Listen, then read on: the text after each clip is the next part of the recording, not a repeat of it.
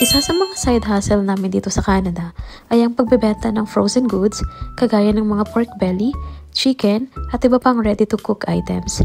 Nagsimula lang ito sa maliit na order-order pero ngayon ang dami na naming suki at halos weekly na kaming nagdi-deliver. Sobrang laki ng tulong ng side hustle na ito lalo na sa mga gastos dito sa Canada. Kaya sa vlog na ito, ipapakita ko sa inyo kung paano namin inaasikaso ang mga orders, paano namin pinaplan ang mga deliveries at kung paano namin pinagkakasya ang oras namin. Habang may iba pa kaming trabahong ginagawa at mayroon pa din kaming baby. Kung naghahanap ka ng extra income idea or curious ka kung paano ang buhay hustle dito sa Canada, perfect ang vlog na ito para sa'yo. Kaya wag nating patagalin, tara samahan niyo ako sa isang araw sa aming frozen good business. Hello guys! Welcome back again to our channel. So, for today's video, ipapakita namin sa inyo yung mga orders sa amin dito. So, dahil nagtitinda kami guys, naka home-based lang naman kami. So, may mga umorder at ang dami nilang order guys. So, ipapakita namin sa inyo ngayon. Tapos, magdi-deliver din tayo. Kaso, ayun nga, nag-i-snow. So, dumating na yung mga delivery na in-order namin, na in-order naman sa amin ng mga customer namin. So, yung, ang aming service kasi ay, kapag naka more than $30 ka, within Canmore na delivery. So, free delivery yon, tapos free chicken skin. And then, kapag Banff naman, actually, nagde-deliver lang kami sa Banff kapag mga large orders talaga. So, basically, hindi kami nagde-deliver ng paisa-isa sa Banff kasi medyo malayo siya sa amin, tapos free delivery. So, ngayon, nag-allocate kami or nag-iipon kami ng mga large order nila. Tapos, saka kami ngayon magde-deliver ng free. Tapos, kapag nag-exceed sila into $40 na orders, doon lang kami nagbibigay din ng chicken skin. So, guys, ngayon, magpapack na kami ni Aki. Pag ganito, guys, ito ay freshly delivered. So, nilagay lang namin siya sa table para naman iwas din yung sa food safety at saka yung contamination.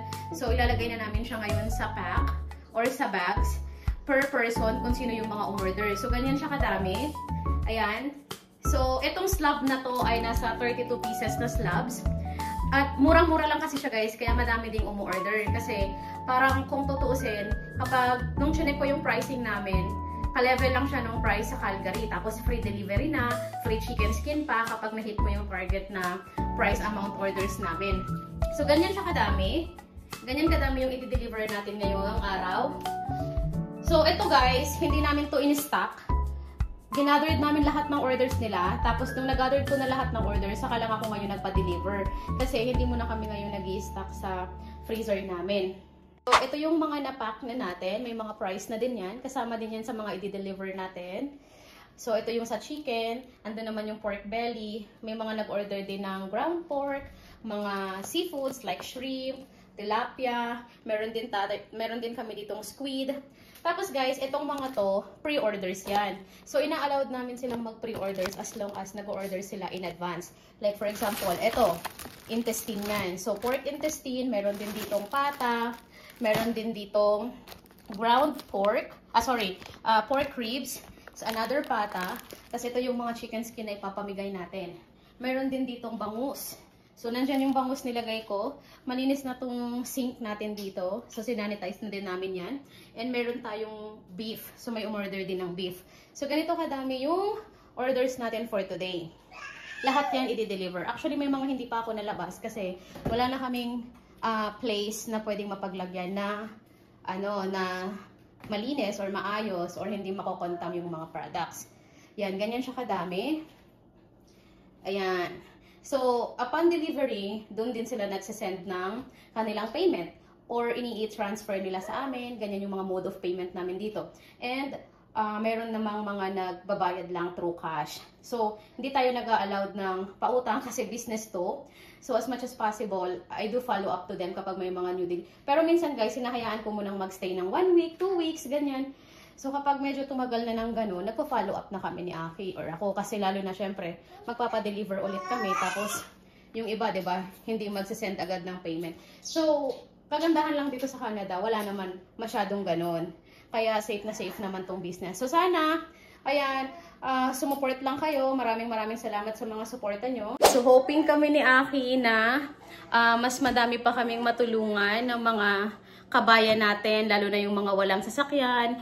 Kasi guys, yung mga products namin, hindi talaga kami nagtataas ng presyo or hindi namin masyadong binibigyan ng malaking tubo.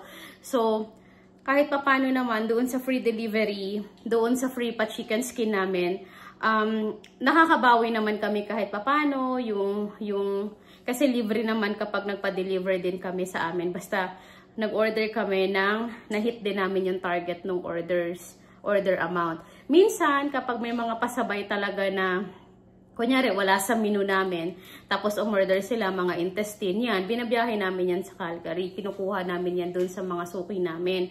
So, doon kami nag-aangkat ng mga products na binibenta namin dito sa Canmore kasi sobrang mahal talaga guys dito sa town namin. So kahit yung mga meats ang mahal.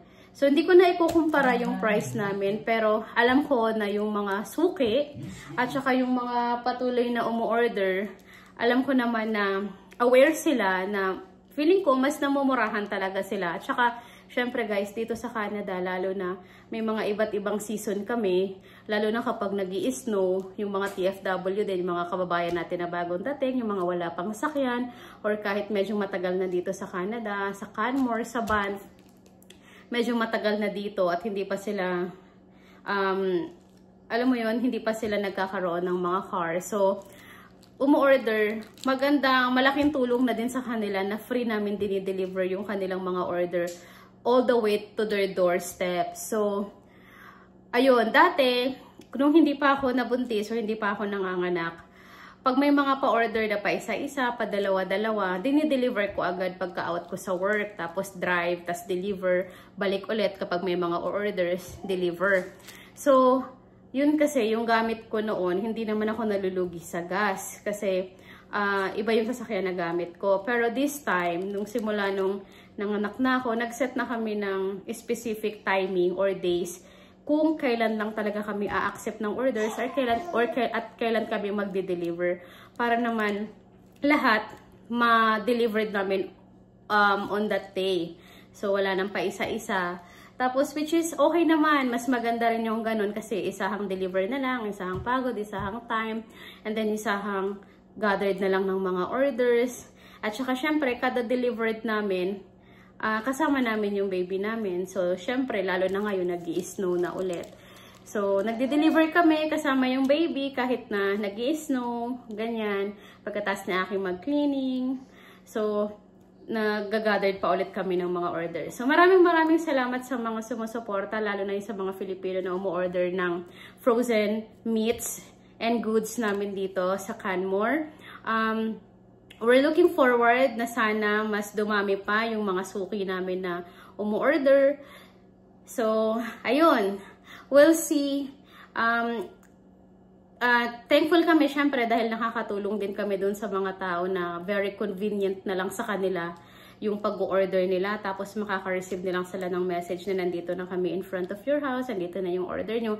Instead of them going to the supermarket, magta-taxi or magbabas, tapos sobrang lamig, mag-winter jacket ka pa, mag-boots, magtutuk ka pa. So, ang dami mong kailangan i-prepare para lang makabili ka ng, although wala kaming mga gulay pa guys, syempre. Nandito lang kami sa bahay, nagsiset up muna ng mga orders, ganyan. So, hopefully, soon, magkaroon na tayo ng sariling store. At kapag napansin namin na talagang hindi na kaya yung freezer lang namin dito, yung mga chest type freezer lang namin dito sa bahay. Pag hindi na kaya, we'll see. Kasi guys, mahal din kasi ang kumuha ng pwesto dito sa Canmore. Alam nyo na, mahal nga yung bahay dito na upa. So, yun lang. So, ipapack muna namin to ni Aki and then we will get back to you later kapag nag-deliver na kami. So, guys, tapos na kaming mag-pack ng mga orders nila. So, ngayon, ilalagay na namin sa sasakyan yung mga orders na i-deliver namin. So, ito na pala yung mga order, guys. Lahat yan for delivery na. Yung iba na sa harap. Ayun, so nandito kami sa Tim Hortons accommodation. Nakapag-deliver na kami ng isang order. Next naman namin ay Banff. Mamaya na yung ibang Canmore kasi hindi pa sila available. Kami ay nakapag-deliver na ng isang customer natin dito sa Banff. Guys, grabe yung Banff ngayon. Ang kapal ng snow nila for today. Ano kayang oras nag-snow? Medyo dahan-dahan lang kami kasi hindi pa kami, careful daddy, hindi pa kami nakapagpalit ng tire. Naka all season pa lang kami, hindi pa talaga kami naka winter tire. Although kahit pa paano safe ng konti, pero iba pa din kapag naka winter tire. Tignan mo, oh, nagde-deliver kami. Ang daming snow ngayon sa Banff. Sa Canmore medyo tuyo. Kalapit lang naman kami, pero grabe talaga yung ano nila, snow nila dito. Meron tayong 17 total of customers for today. Na-deliver na natin yung iba. Punta na tayo sa ibang customer natin na umorder din. Okay, another orders ang ibibigay natin. Thank you sa uulitin. Ang ganda ng mga design. Paskong Pasko na sa kanila. So, getting orders. Ang ganda naman. So guys, hindi pa kami tapos mag-deliver, pero since nakadaan kami sa Hanky. What are you eating? Hanky Boki. What's that? Hanky Boki. Natokboki. How is it? Nice. Is it yummy? Yummy. Like niya. Because, why you like it? Spicy. Too much spicy. Too much spicy. Tapos, we bought here a strawberry smoothie. No, not a smoothie. What is that?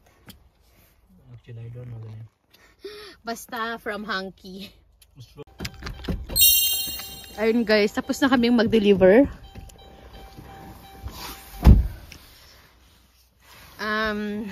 Kakain lang muna kami. Medyo nandito kami sa liblib na lugar ng Banff. At 6 o'clock pa lang. Pero sobrang dilim na.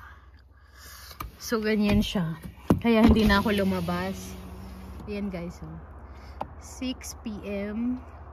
At sobrang dilim na ngayon. Ibang-iba talaga kapag summer.